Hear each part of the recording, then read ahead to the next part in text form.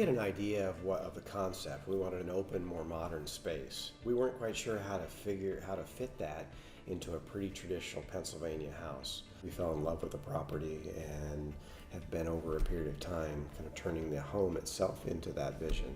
The early engagements with George and then the team that he brought made the decision to go with Rittenhouse very, very simple.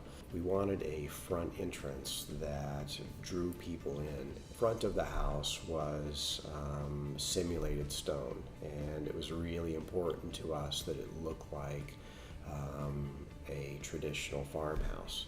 So the simulated stone came off. The door itself was handcrafted in northern Pennsylvania and got to see the entire process that go from effectively rough-hewn pieces of lumber into what is today a beautiful statement piece. We love it, absolutely love it. Now the challenge is I want to replace every other door in the house. We work with the Rittenhouse team to bring in a local partner who created this tremendously beautiful garage door entrance. He and the team were focused on making sure that stuff just looks right and it looks real.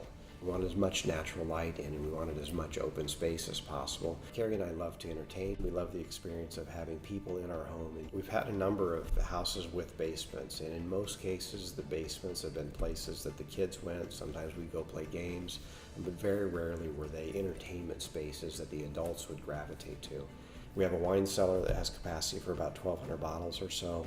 We have a nice bar and entertainment area, and those people are here, and as we're doing entertaining, we can move from spot to spot. We find ourselves down here all the time. We use it almost constantly, just about every day. We brought in the right experts and created something that today is absolutely fantastic.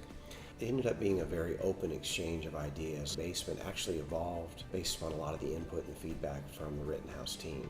We had the flexibility to make design changes as we went through the process. We wanted a floating staircase to allow the light to move in the space as much as possible. Even though they had never done something like this before, the team took it on. It happened to see some stairs that were underlit. Called George the next morning, and about 2 weeks later it was done.